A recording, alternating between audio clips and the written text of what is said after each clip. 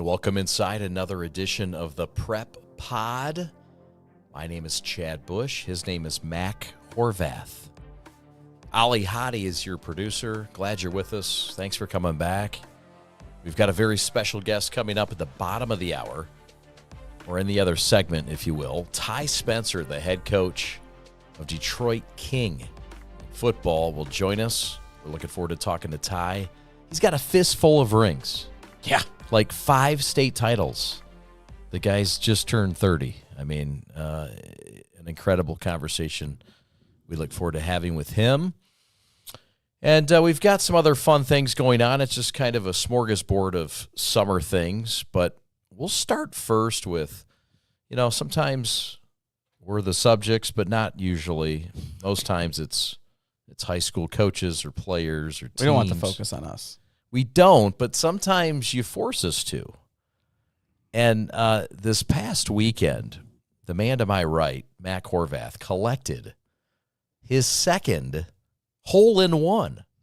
Congratulations, sir. Thanks. A hole-in-one. Yep. That's a big, big deal. Yeah, it was a big barbell, too, afterwards. I don't know what the percentages are for a hole-in-one. I have no idea. I'm sure Ali will tell us soon. But, they're very, very low. And you've collected 2, man. 2 now, yep. Your first was back in Gaylord. Mm-hmm. Was that about 7 years ago? No, 09, about 14, yeah. Oh, 14, okay. You just do this every decade. No big deal. Tell us about it, man. Tell us about the hole, the course, the feeling. At the, my club down in Grosse Ile, Michigan, West Shore. And Shout out to the boys at the West Shore, or at the Shore. Invitational week this week, so big week coming up. But had my invite partner out there, fine-tuning the game a little bit, and we just hit a good shot, and let's celebrate. Wow, what hole was it? Number 12. It's got like a spine in the middle. Mm-hmm. So pin was like little middle back left, little punch 9-iron in there. Landed just on that side of the spine and rolled to the left. So I got to see it go in, so that was cool. So we all knew it right away. Yeah. What was the yardage on it? 139. 139. Yeah. My one buddy was like, I hit gap wedge from 139 to hit 9. And I had to tell him, I'm like, hey, a long time ago, someone explained to me that we're not out here. No. It's not a long drive competition with the wedge. It's not about how far you can hit wedge. It's accuracy. So, yeah. You daggered it. So what was the how many people were you with? Oh, it was our foursome. It was my invite partner and then my 2 other buddies, Brian and Drew. Okay. We had a match going too, but, everyone celebrated. Yeah. So this is on number 12. Yep. And you see it go in. Did it go straight in? Was it like a no-doubter? It checked, probably took one big bounce, checked up, and then you just see it break right to left, and it just disappeared. Wow, so, You knew it was in. Yeah, we knew it was in. It was cool. It was pretty cool. Yeah. That is awesome. My buddy called me. He was on 17, and he's like, all right, we heard you guys. Who got it? So, yeah. Everybody heard it. Everybody knew. Not to cut you guys off, but apparently the stat that you want, it's 12,500 to 1 to get a hole-in-one. It's 12,500 to 1. Wow, that's the voice of Ali Hadi, and that's a major. So I can't break down that percentage, dude. I can barely break down. I asked for. There's a lot of zeros, I'm sure, in front of that percentage. Yeah. It's just 12,500. Really, is what it is. It's whatever the percentage is. 0.00012. No, you've never peppered the flag a little bit. I from about 150, I knocked in a eagle. Or I two'd on a par 4. Par 4. There you go. Yeah. So that was that was like my first or second year of playing golf, and I wasn't not good now, but I was definitely not good then. And it was cool, but it's nothing I can imagine like a hole-in-one. So you had to finish this off. You probably increased your water intake as you went along. Oh, yeah. Aggressively. So at our club, too, you make the turn at 10, and then it goes 10, 11, and then the 12's a par 3, obviously, but it ends up right back behind the halfway. So you get to re-hit the halfway after 12. Oh, perfect timing. It was a good timing. Yeah. Okay, so you get right to the halfway house, couple of dogs, couple of pops. Yeah. And that was just the beginning. What was the bar bill? I haven't been able to look yet. It was July, so it happened July 2nd. You'll So get your statement in a couple I'll weeks. find out August 1st what it is. Yeah. They should waive. Well, we got a hole-in-one club, so I know I'm going to get some back there. I'm going to get a little bit back there, yeah. Okay. $5 from the members that are signed up whenever somebody makes an ace. All right, we'll check with Judge Smales for the official ruling on that. But No gambling at Bushwood. No, and I never slice. That's awesome, man. Very cool. Thanks. How do you follow that up? Like, you shot a good round too, obviously, I'd imagine. Like, it was a solid round. Yeah, it was a good round. But yeah, What do you shoot? Like, you're a crazy good golfer. What did you end up shooting that day? 68 that day. Oh, my God. 68. Yeah. Wow. Yeah. Outstanding. I hope I get to do it all the time, but that's very likely going to be low round of the year probably. So Wow. Very Yeah. cool. But- What a feeling. mhm. And what a night. And I hope that bill gets absorbed quickly. Me too. A little bit of news this week in the high school sports, and it's a slow period, let's be honest. There's not a lot going on, but Yep. there are some tournaments wrapping up. There's 7-on-7s, I think, going on next week. Mhm.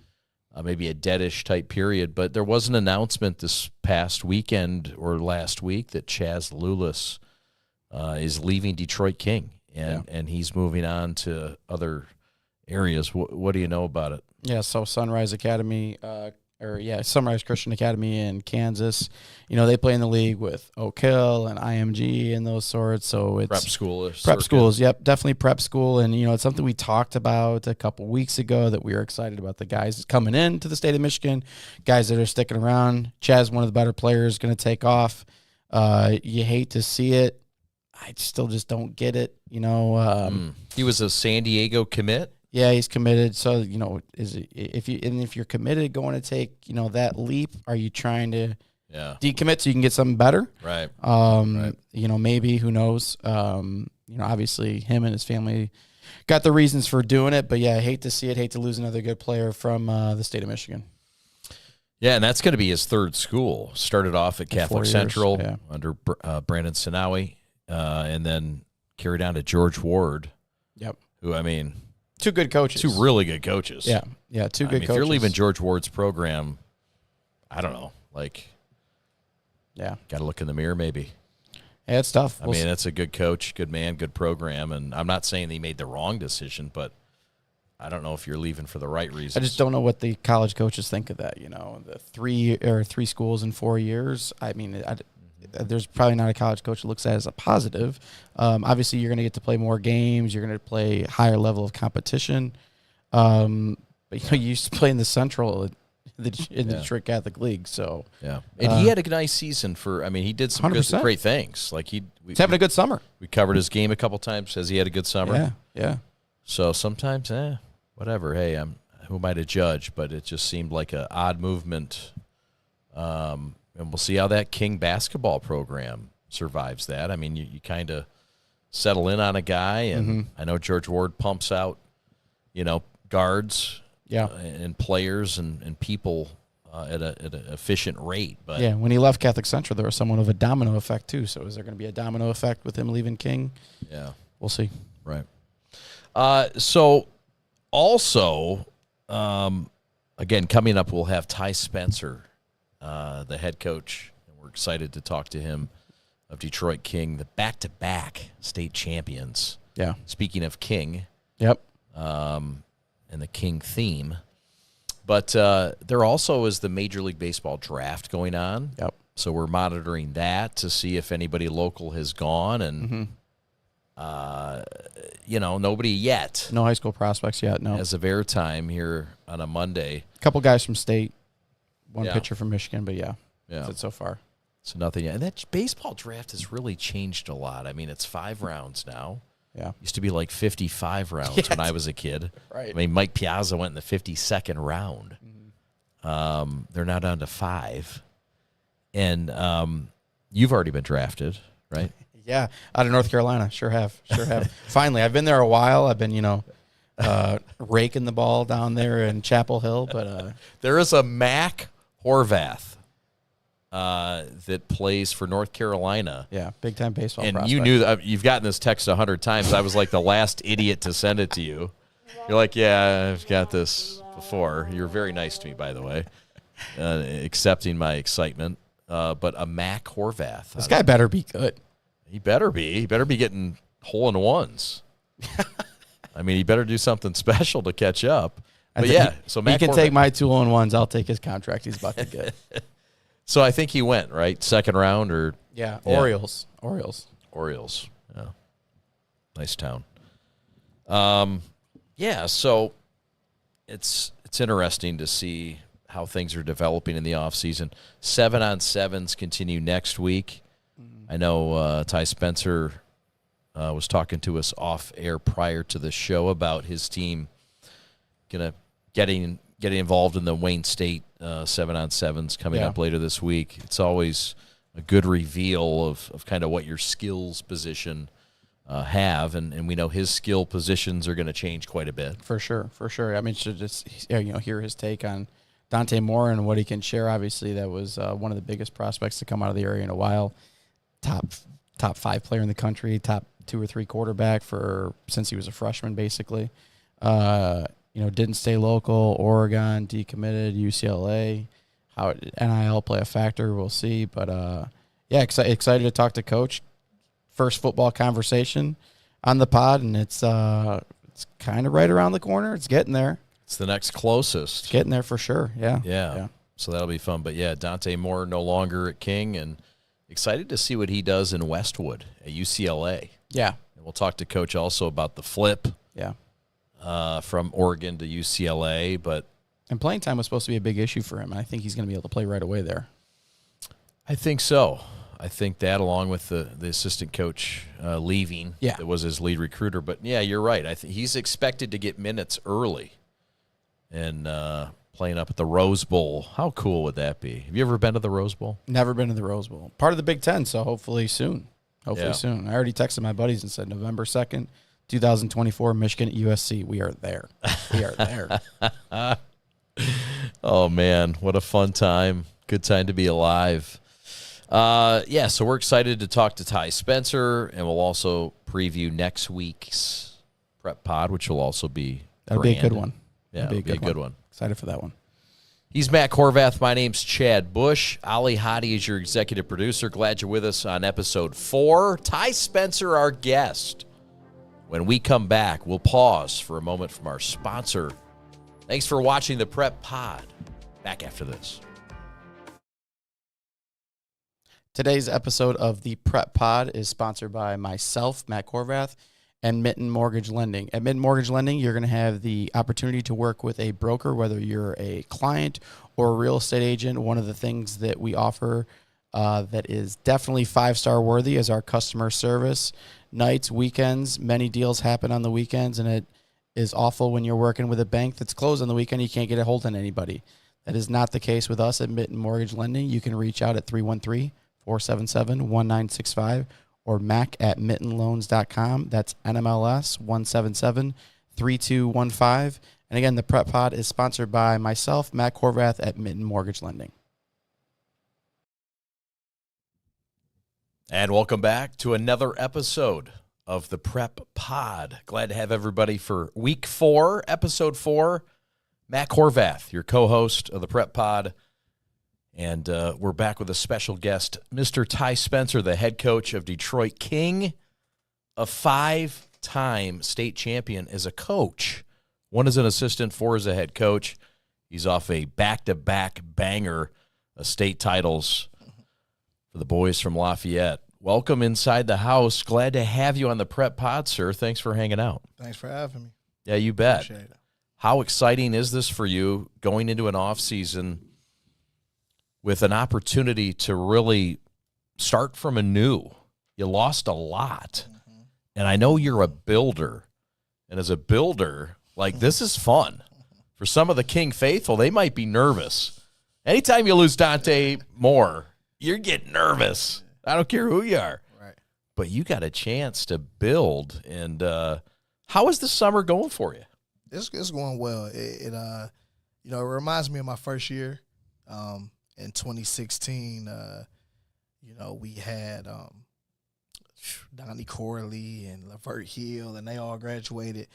But I had Ambry Thomas and Cepeda Phillips coming back. So those guys stepped up for us and did a phenomenal job. So this year we have some talented guys coming back as well. So I'm excited about that. And, man, the summer workout's been good. Guys been grinding and working hard. So just excited to see how good this team can get.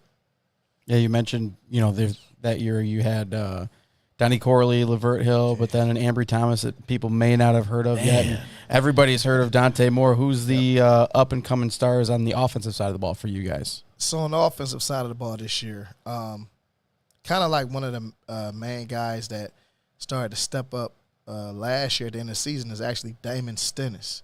So he would be a junior this year. He's a receiver who really stepped up during the playoffs against River Rouge and some of those teams that we played. So excited about him. And then Xavier Newsom, who's a defensive end for us, he's going to really have a role for us on the offense. We'll flex him out a little bit. We'll have him at tight end. So we like that. And he's a player. He can run now. He's running a 23 200-meter. You know what I mean? This guy, he can run. So we'll use his 6'6" frame this year. So it'll be fun and just to see some of those guys come back on the offensive line. We have some of those guys back, and so interesting to see how these guys would gel. And out of what you guys lost with Dante Moore, obviously tremendous talent, throwing the ball, but also a huge leader on your team. So if you had to compare, like what's kind of a bigger hole, the leadership aspect or what he brought just athleticism-wise? I definitely think both. You know what I mean? You got to pick one, Coach. Come on. Non-committal type. We do have guys back who have played. So, I mean, we definitely – I mean, you're going to see a difference in, ball placement and, you know what I mean, stuff like that. I mean, he was an incredible talent. So that's going to be hard to replace. But I really do love the way he led for us last year too. Only few people can take young receivers and stuff and bring them up. So we'll be pretty busy trying to develop that. But like Chad said, that's the fun about this. That's what makes it enticing and brings you back. And you're like, I want to see what I can do. Can I develop this guy? And how can we make this work? So it'll be fun. Dante Moore, can you give us an update? First of all, let's talk about the flip. He decommitted and went to Westwood in UCLA. Yeah. It's never a bad place to go. Right. Not questioning it, but just curious. Was this strictly because of the coaching change at his prior commitment at Oregon? Was that the story? It definitely had a play into it. It played a lot into it. As much as I didn't want it to, it did. I thought Oregon would have been a good spot for him, but the offensive coordinator, who's now the head coach at Arizona State, they just had such a tremendous relationship that when he left, he just wanted to look at some other options. And Chip Kelly came and flew on his jet down here. And what are you going to do? And then the rest was history. They kind of fell in love with Chip's resume. And that ultimately is what flipped them. And you've had a lot of the top coaches in the country come through your probably hallways talking about kids, checking kids out. We hear a lot about how kids are handling the recruiting process with the summer and whatnot. As a coach, how do you handle, your process was dealing with some of these coaches? How involved are you, with their recruitment with the kids in your program? Yeah, pretty much involved a lot. Some of these guys, because some of their parents don't even know what to expect. Mm-hmm. So you're like the first voice of reason for them. And, I just try to give them as much support as I can, a lot of information, and let them make their own decisions. The last thing that I want to do is say, hey, you go to this school, and then it doesn't work out, and then they're going to say, Coach, you told me to go here. Yeah. So it definitely just want to give them information, give them options, and hopefully they pick the best situation for them. But those kids that get recruited really hard, it's fun at first. And then at the end, it's like, Coach, what I get myself into, And so we just try to help them out a little bit. And once they commit, we try to block schools from coming in as much as we can, just because it's harder for them to you know, it's just easy to entice them. You Yeah. know, like, so we just try to do our best to keep them where they at so they won't get confused. Yeah, you want them to honor that commitment. Basically, it Yeah. makes the program look good. Yep. Out of all the coaches come through, who's got the best sales pitch you've seen? The best sales pitch, man. That's a lot. They're great, man. They're great. Like, you know, like, I mean, you know, those guys, I mean, like Dillingham, like that's the head coach of Arizona State. I mean, he's a cool guy, young, you know, like kids gravitate towards him. Marcus Freeman, you know, those young guys just have that, you know, at Notre Dame. He has it. I mean, a lot of them, man, they're smooth, man, smooth guys. What's the smoothest move you've seen? And you don't have to name the coach, but just kind of like a move that you're like, man, that's who's going to say no to that?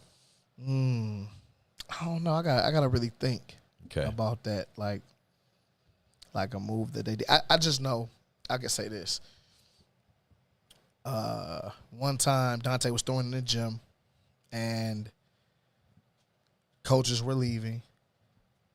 But it was like Notre Dame, LSU, they were sticking around.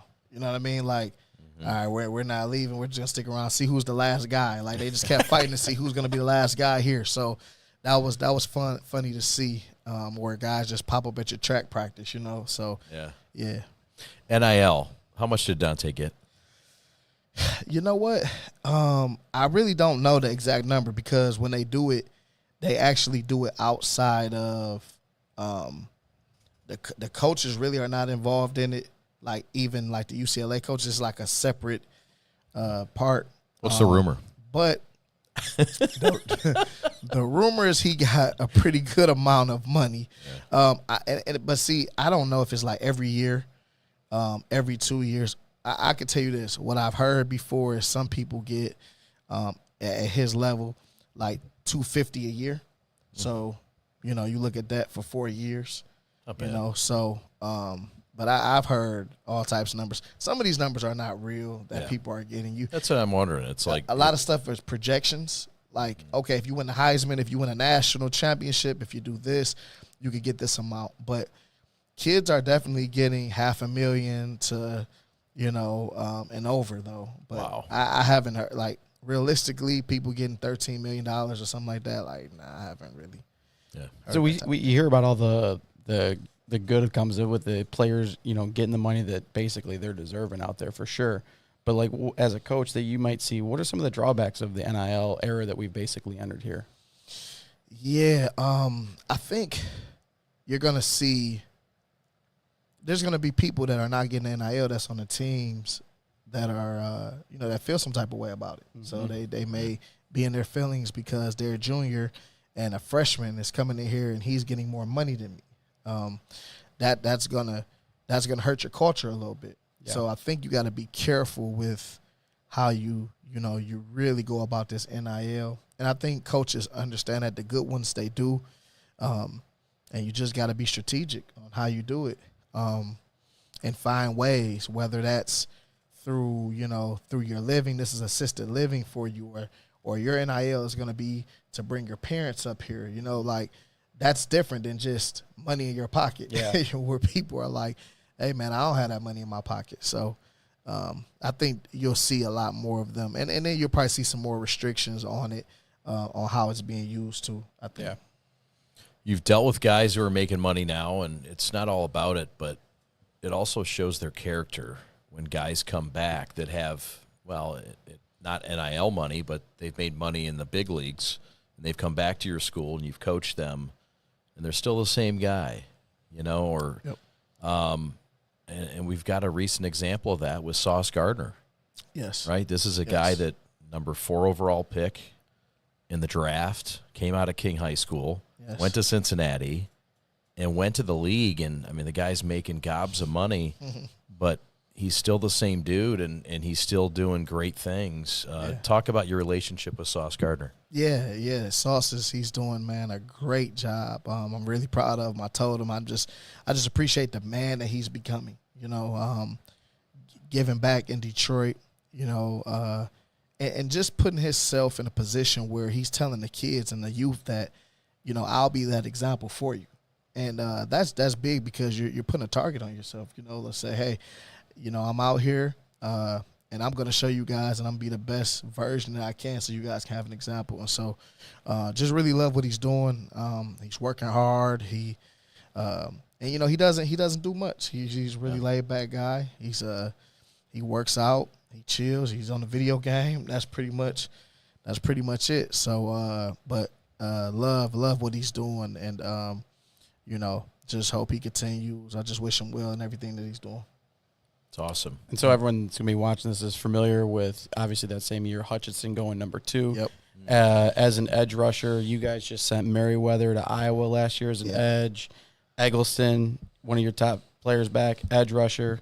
The next two on Scouts 2025 list, both edge rushers. Yep. What can you say about that position and kind of how the defensive game's evolved to, like, hey, if you're 6'4", 220, 230 and can run, you can really – there's a spot for you at a good college and you can go get paid. Oh, yeah. Nah, no doubt. Like, even with Xavier Newsome, like he likes playing tight end. I'm like, that's fine, but the defensive lineman is, he's going to get picked up earlier and get some money unless you're running 4.3 as a tight end. So I think they understand that. But, yeah, man, everybody wants somebody who can get to the quarterback. If you can rush the passer, it's just that, and if you can cover. If you can cover and if you can rush the passer, I mean, those are ways that you see in the draft. They're going top picks now. And, we just really try to, we let them know that. But some of these guys, they just turn into that. I think Marvell right now, Eastern Michigan is going to have him at linebacker. But they already told me, like, he's one of their biggest linebackers right now. Like, he could move into a defensive end type position. So, but I think you see that with the Cowboys now. They're playing that linebacker. What's his name? Number 11 for the Cowboys. Micah Parsons. Micah Parsons. They're playing him on the edge, and then he's playing backer. So, I mean, you're seeing that a lot. So it's not there's nothing new with seeing that guy who can rush and still play inside linebacker. How hard is it to showcase in the high school game those kids? Because in the high school game, you're focused a lot most weeks on, stopping the run. You're not getting that, getting to the quarterback aspect. So is it difficult to showcase the kids with those talents? Yeah, it is. It just, they have to, when the opportunities come, they got to take advantage of them. And if they, hey, when they get back there, you got to beat that guy across from you. So, and when we've seen some of the best of them, I mean, I think Cass Tech had a guy, he's going to Michigan State right now. He is one of the best ones I've seen in a long time too. So, forgot his name, but he'll be a good one too. Let's talk about the schedule this year. And you've not shied away from competition. You've gone out and played teams out of state. You've played teams in state. And it's not always easy to get good games in your league. That's not your choice. But what have you put together this year? And tell us about your schedule. Yeah, I'm excited about the schedule this year. We're opening up with St. Xavier out of Cincinnati. So that'll be a good one. I believe their quarterback is the Herb Street son. Yeah. He'll they come to Wayne State and play us here. Then and when is that? That will be Saturday, August 26th, I believe. Okay. Yep. Okay.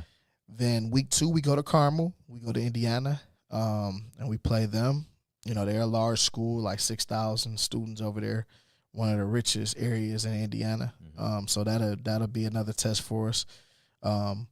Then we have Mumford and Cass.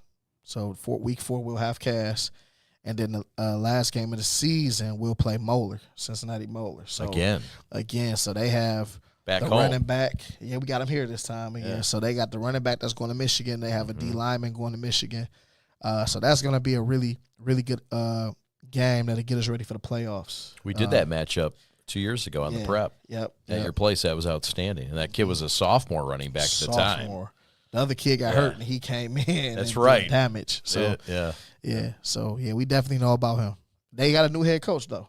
Really? So Mark Elder is not the head coach anymore. Okay. From there, nothing happened. He just wanted to spend time with his family. Okay. More time with the family, and a young coach took over. So. Okay. And Elder was your connection. Yeah, Elder was the connection. Elder coached me at Wayne State. Yeah. Before he left and went on his Division I journey, but yep, that was my connection. That's cool. They kept it going, even though your connect left. Yep.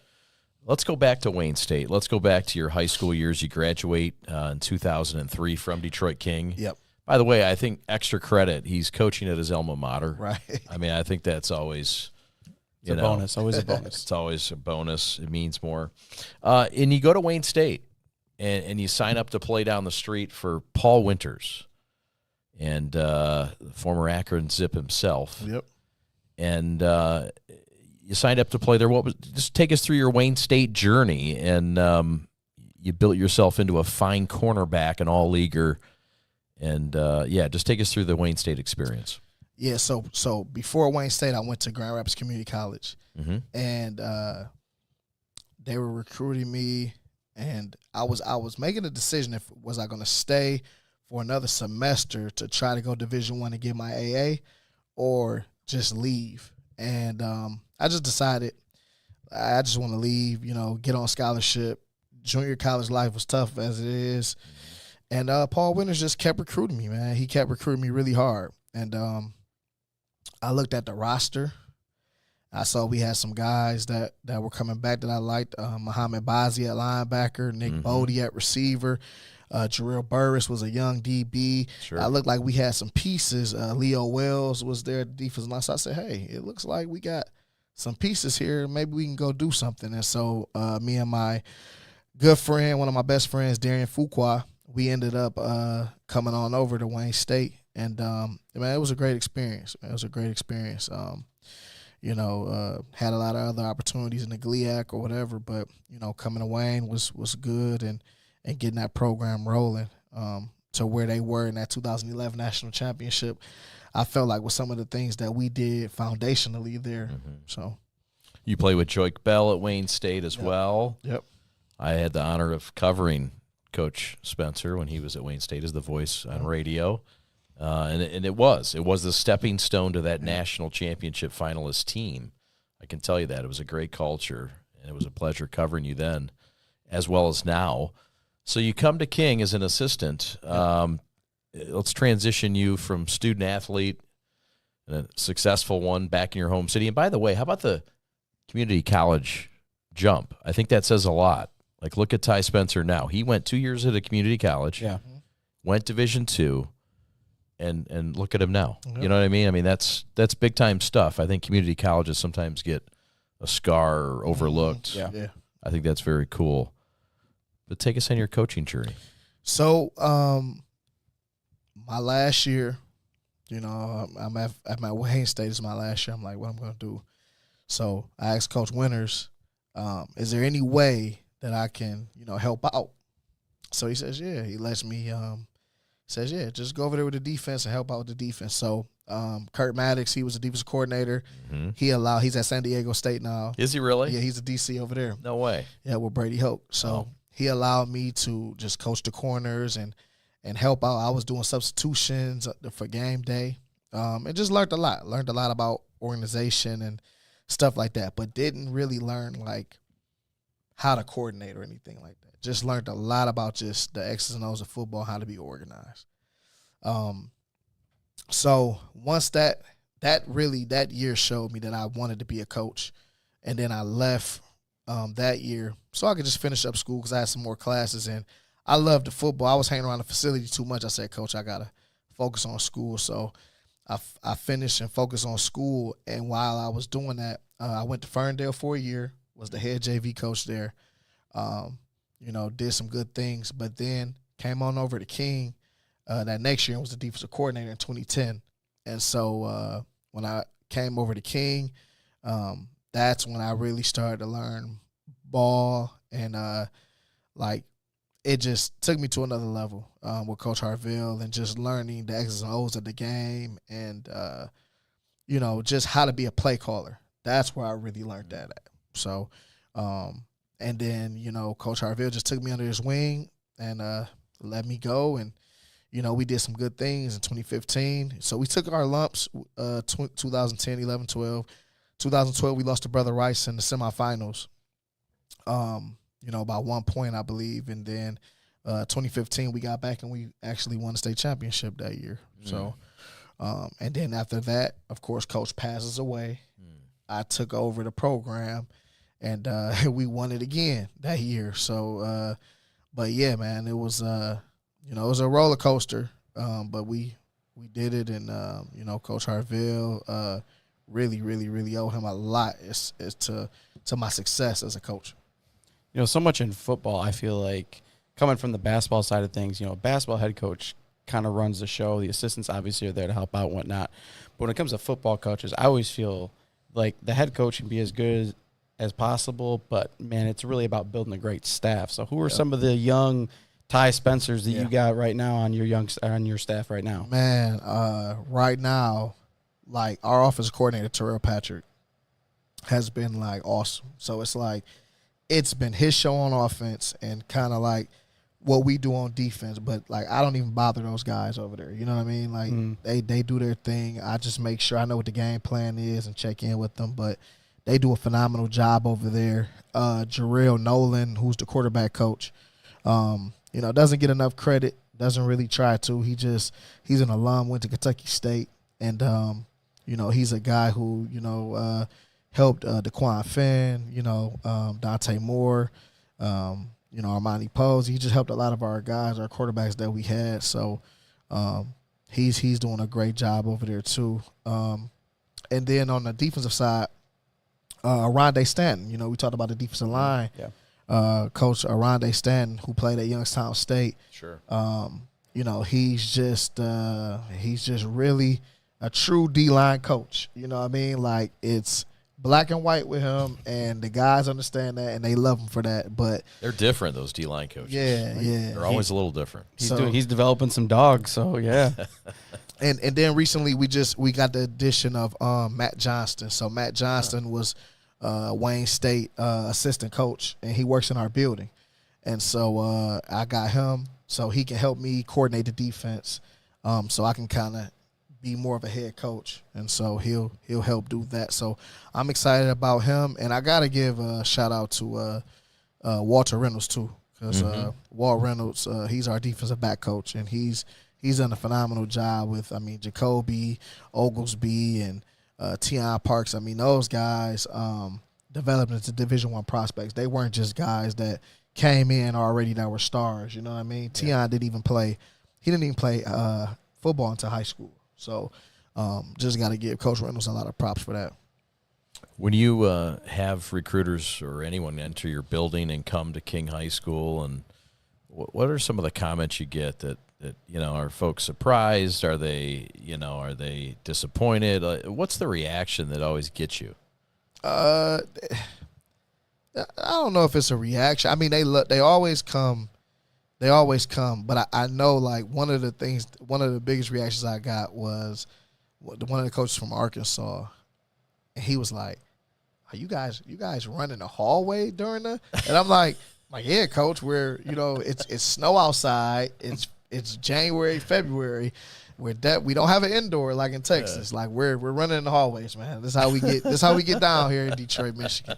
So that was one, but nah, man. A lot of guys have a lot of great things though to say about the program, the school, and they just continue to come back. And so we're just in a blessed situation. We want to continue to do that and serve kids, man. That's what we're really doing it for. Ultimately, see them go to school. Guys who probably, if they weren't playing ball, might be like, hey, I'm not going to school. So it's great to see guys like Jamil Croft. He's going to Kansas, and hopefully he has a great year and great season. Messiah Blair and those type of guys, and even the guys we don't even talk about that are Corey Webb, one of our best safeties. He walked on at Western. He could have took some Division II opportunities, but he's walking on at Western. Right on. Yep. There's a lot of good coaches in the area that have moved on to the next level. Coach Wilcher, went up to Michigan State. Coach Corey Parker down in Toledo right now. Yep. Has any of those opportunities presented themselves to you, and is that something you may see yourself pursuing in the future? That's something that I definitely will look at, as opportunities present themselves, for my family. Man, I got a 3-year-old, a 7-year-old, and they're just getting bigger. So, you always have to look at those opportunities. But, we did have I had an opportunity this fall, or this, I want to say fall, what would that be, spring, to coach at my alma mater at Wayne State. Shout out to Tyrone Wheatley. He's He's a good friend of mine. We stay in contact, you know, and since he was at Morgan State. And, you know, he offered me an opportunity, and I really appreciate it. You know, it was something that would have been special, you know, to be back at my alma mater. So shout out to Wayne State, man. They got Steve McCreary over there that I just sent. And last year I sent Devin over there. So he's playing nickel for Wayne State. So shout out to the Warriors. I mean, you're a 5-time state champion coach. You're down the street. It's your alma mater.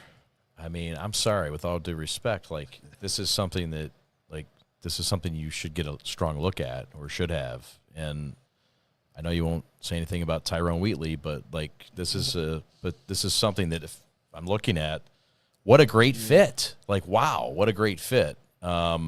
And it was a lot of great fits too. I mean, I thought Wilcher could have been a great fit. You know, sure. I think a lot of guys, but again, I did go there. I know the lay of the land. I just walked those areas. I know that, you know, some of the things with campus and athletics, you know, and trying to bridge those gaps. You know what I'm saying? Yeah. You're a chess guy. You play a lot of chess. Mm-hmm. It's something you like to do. I think it's great. I think it's interesting, and I think it correlates to coaching a little bit. Yeah. Talk about your love for chess. Yeah. It started at a young age, about 9 years old. At my elementary school, I had a couple friends down the street that played chess, and I wanted to play because my friends were playing it. And we played, and we started going to tournaments and taking it seriously and winning tournaments, and our school were winning tournaments. And I played even in high school a little bit. I think after 10th grade is when I really stopped. But, man, it gave me an opportunity to do some things that I wouldn't have done, travel the world, stay out of trouble, you know, even though I wasn't a troubled kid, but just it gave me something to do. And, you know, I appreciate it. And, shout out to Paul Grams, man. Rest in peace. He was a guy that really he just cared about the kids in Detroit, man. Just old white guy that he was in Detroit at Finney High School, Stellwagen Elementary, Hamilton Middle School, and Ronald McNair. And he just would come to those schools and build chess programs and just keep moving and try to keep chess alive. So, yeah, man, Grams, that guy, he really taught us the game. Cool. That's good stuff. Yeah. So you were somebody that I hear about all the time, that just great developer of kids and really cares about the kids and whatnot. You know, speak a little bit to that, just developing those relationships and the young men you've been able to develop at King. Oh, yeah, man. It's been awesome.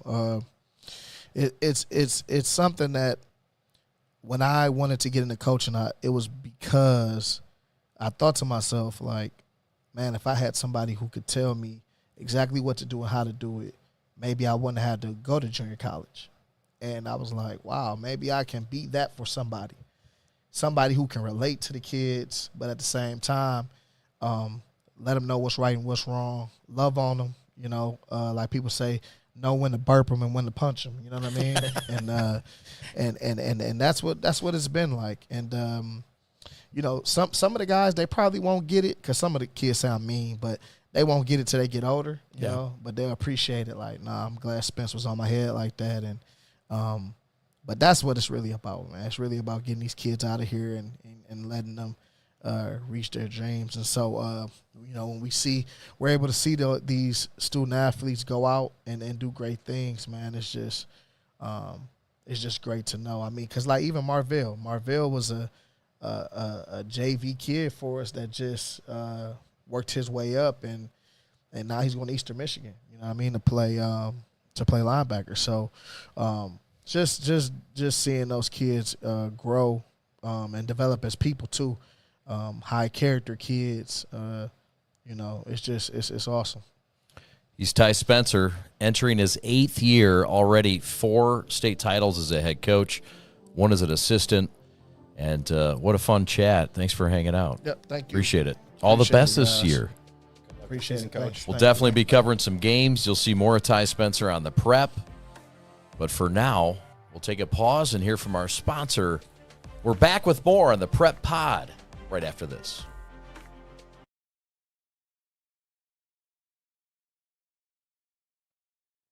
Today's episode of the Prep Pod is sponsored by myself, Matt Horvath, and Mitten Mortgage Lending. At Mitten Mortgage Lending, you're going to have the opportunity to work with a broker, whether you're a client or a real estate agent. One of the things that we offer that is definitely 5-star worthy is our customer service.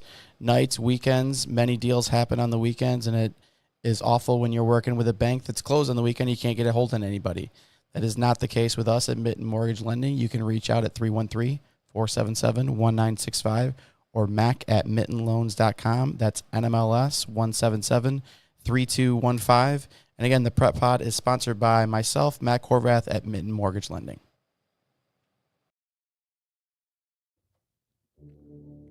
Prep Pod, final segment in episode 4.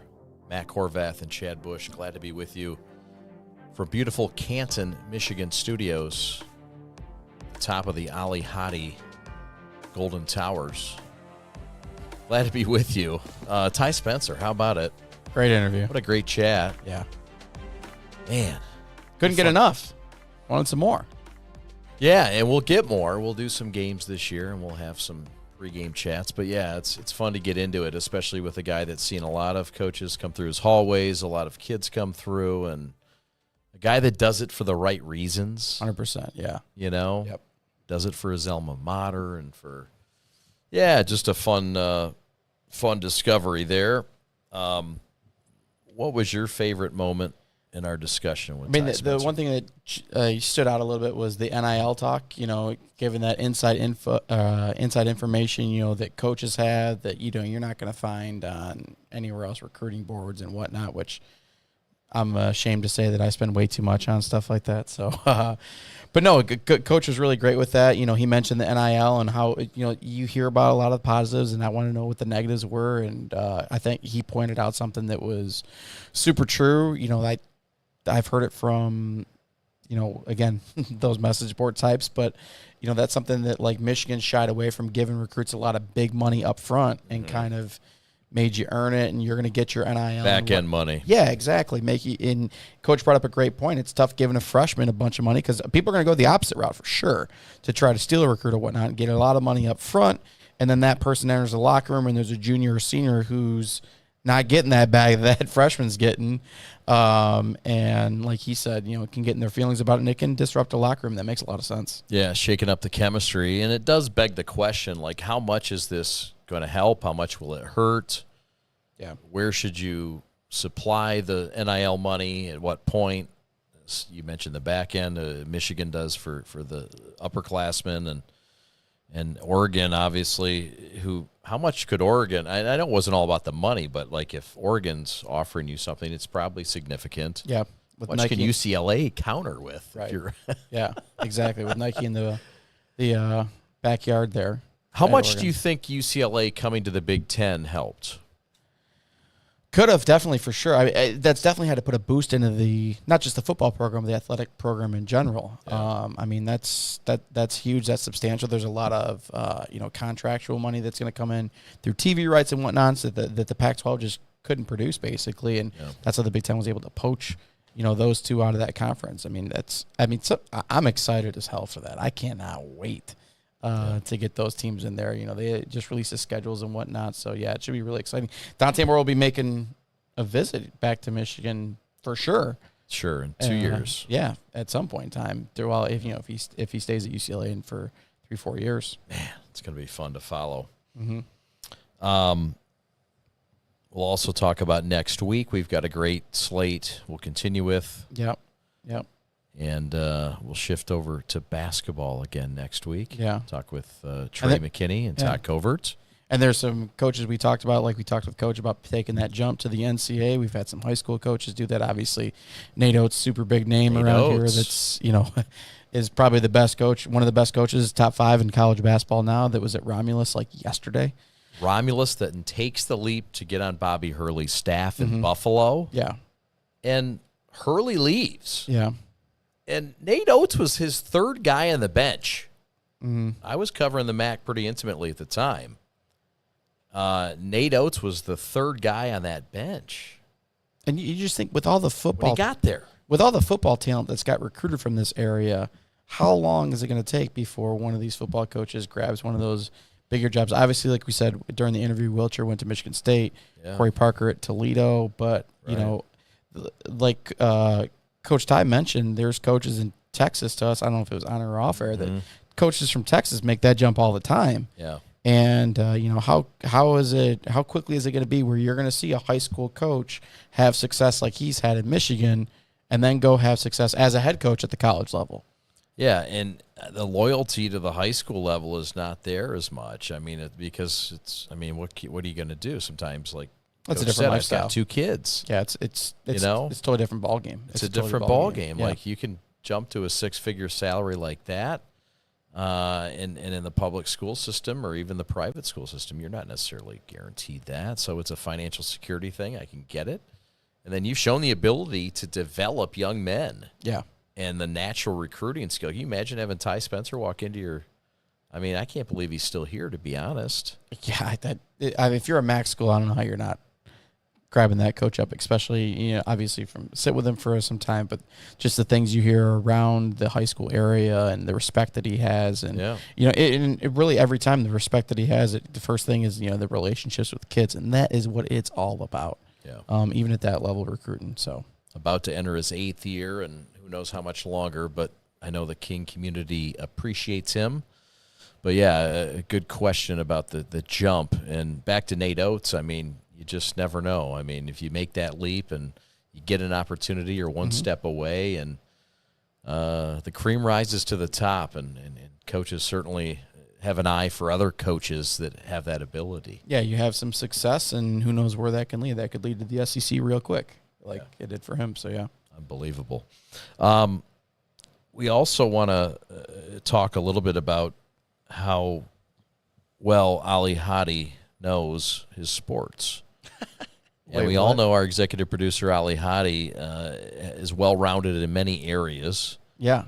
He's trading oil in the off-season. Yeah, but sports is not one of my specialties. I'm going to tell you that right now. He can produce a show. He can do great things. But, yeah, sports is not. But we're going to test Ali a little bit now. Oh, okay. Oakland can't be pleased that Ali produced this many games and so little knowledge about what he was out there watching. He got an education. He got the campy education. Yeah. Quickly being close to the bench there in Oakland. We know you know basketball a little bit. Yeah. But I know football is kind of your weakness. Pretty much. If you're able to give us, why don't we start first with the football? I know we covered a lot of PSL and Catholic League. Okay. Why don't we start with, give us one high school football player from the Central Division. One high school football player? Well, yeah, you've covered the games. Is high school not even an option? Well, to be fair, the last time I produced a football high school game for the prep was in our first season. Which I know you followed us after you left. Well, yeah, but I didn't really pay attention. Oh, my goodness. Wow. That's all right. Hold on. Can you give us the 5? I'll tell you what, let's start low. Give us 2 of the 5 teams in the Central Division. 2 of the 5 teams in the Central Division. For football. Central Division, the Catholic League? Central Division of the Catholic. Okay. That's a big hint. That's a big hint you just gave him. Yeah. I know. Well, listen, I don't know. We always refer to it as the Catholic League, so if it is the Central Division, I don't know. I'll give you I know Catholic League credit. Any team. It doesn't have to Okay. be Central. Let's start low. Give us 2. Well, obviously St. Mary's. Okay. Very How'd good. you know That's that one? I wonder. Oh, Brother Rice. okay. My faves. I actually really, really love Brother Rice. Okay. They're pretty good. Okay. That's fair.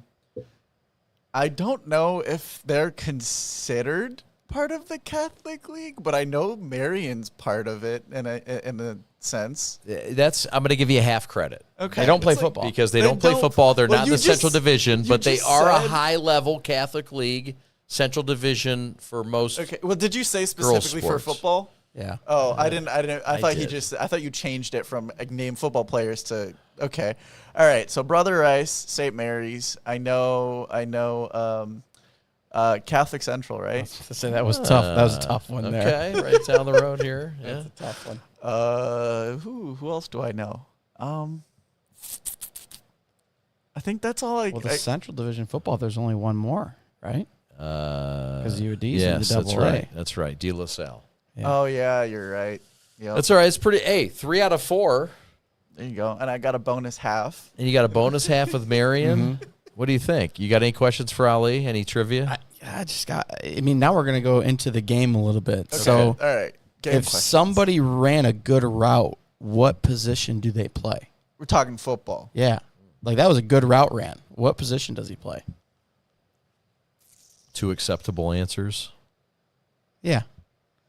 I don't think it's. Oh, yeah. I don't think it's a It's not going linebacker. to get one anyway. Doesn't matter. No, probably not. It's not a linebacker. No, he'd be defending this person. Yeah. We need Coach Ty to come back, smack Ollie around a Yeah, little bit. Listen. Just to get Hold up. educated. I'm He's thinking. Googling. You better No, not be Googling. my hands are right here. All right. Up here. All right. I'm thinking. What was the question? Oh my God. That's enough. Yeah. That's enough. Yeah. We rest our case. Oh, Ollie. You know You're what? going to have to call him out on that. It's some broadcast during the season. Ollie, be paying attention. Here's a great wheel route ran by the receiver. There's a reason Or the he's on tight that end. side of the glass. Okay. That's okay. all right. Well, you know what? I know positions. I just don't know what they do, to be fair. Okay, name 3 positions in football. Linebacker, quarterback, a receiver. All right. Well, that was the acceptable answer before. Rip those off. Rip those off. That was And then there's better. Oh, now he's bragging. No. I'm trying to think. What are they called? Shoot. Hold on. How do you not? You love soccer. You don't know punters and kickers? There's that. You're right. But I wasn't. I don't really. Okay, look. Punters are what? They rarely come out. Okay, unless there's like rare situations. What kind of situations? Well, like if you're close to the if you're on the 4th down and you're close to the enemy in line, whatever, or the Half right. Yeah. Half credit again. yeah. If you're If you're It's close generous. to the if you're close to Generous the of you. quarter if credit, you're close to the end zone and you're on the 4th down, you want to punt to get it away. your own end zone. Yeah, Okay. that's what I meant. Okay. No, I could see that working. We got life over there. Yeah, there's a little life. I pay attention. I know what to Look at expect. the shoes are off. The dogs are barking. He took his shoes He's off. relaxed. He's relaxed. He's Yeah, I have to. He I doesn't have to, care. yeah, Just wants to produce the show and I gotta keep make my punting. money. You're fine just to punt. That's I can't punt. Ollie would be a barefooted punter. Look, those guys were badass. They are. Left-handed, cold. barefooted punter, 30 degrees. Ollie would do it indoor. He wouldn't do it in the road like That's Mile High Stadium, Denver. Look. He's not doing it. to be completely honest with you. I mean, I love playing sports, but there's only certain ones, and I'm really all about speed. If it's something that I could be quick with, then I'm gonna be good at it. That's why I grew up playing soccer. I'm good at soccer because I'm fast. That's it. That's really. Where'd you go? Crestwood and Bloomfield Hills? Yeah. Okay. Chargers and the Blackhawks. The Blackhawks were decent. It's a rare combo. I don't think there's ever been anybody else who's ever transferred from Dearborn Crestwood Dearborn Heights Crestwood to Bloomfield Hills High School. There have. I doubt it. There have. I have. Is I there a have. pipeline there? Within my own. Was I grade wrong alone, entirely? yeah, yes. Within my own grade alone, people I grew up with moved to Bloomfield way before I did. It went to Bloomfield Hills High School. Oh yeah. Now, that's not the most common pipeline. I can name 3 on the. He can on the name top. these guys, but he couldn't name any Tigers. Well, that's because I wasn't a huge fan of them, and they were kind of just they were pretty at the same time. Gotcha. So you got to know a pretty girl when you see one. There you go. Yeah, I think I do. But I'm always open to, that's a whole nother segment. That's absolutely. Yeah, everybody's favorite. Next week. What do we Talk got going pretty on next week? basketballs and evidently pretty girls. No, we're going to talk about basketball next week. Trey McKinney and Todd Covert are here, so we'll have them in the studio, and we'll talk basketball, and it'll be a lot of fun, and we'll talk the summer circuit with Trey. Obviously a heavy attention on him. For him, for sure. Yeah, big time. Just finished a weekend with Darius Acuff, playing on the same team, I believe. Yeah. Yeah, no. Saying some MDA camps for high school level. Yeah, NBA camps. It's a big deal. We talked about that. So it'll be fun to revisit and looking forward to it. I want some changes coming to the Catholic League too. I wonder, Todd's thoughts, adding some teams. Adding the 3 Ohio Catholic League teams. That's a big, again, if you're not in the Catholic League Yeah. bubble, which we are, but if you're not in there, you probably haven't heard much about that. But yeah, it's going to be interesting to see how that Very. plays itself out for sure. And it really helps the scheduling. Yeah. For football, for playing teams, and basketball, especially teams that couldn't get games. And They needed to. They needed to add some teams. There's too many teams that have, closed, schools that have closed, or teams are just no longer part of the Catholic League. Notre Dame Prep, we're talking about you. But yeah. Also, Jackson Lumen Christi. Yeah, An that's addition huge. I like that. to Coach the Tropez AA. out there in Yeah. basketball. That's a top-notch coach in that. I think they're going to be in the AA, but yeah. AA, no, it's big time. It adds a lot of spice to that league. So Yeah. He's one of the best around. yeah. So Well, and the football coach is obviously renowned yeah, as they're well. always good there. Always good. Legendary. So anyway, all right, good show, good week. We thank Ty Spencer, the head coach for Detroit King, for joining us. We thank Ali Hadi, our executive producer. I thank you, sir, Mr. Hole in One. Keep whacking them in the hole and keep doing your thing. Have a good week, everybody. Thanks so much for watching. My name is Chad Bush. This is the Prep Pod. We'll see you next time. Thanks for watching.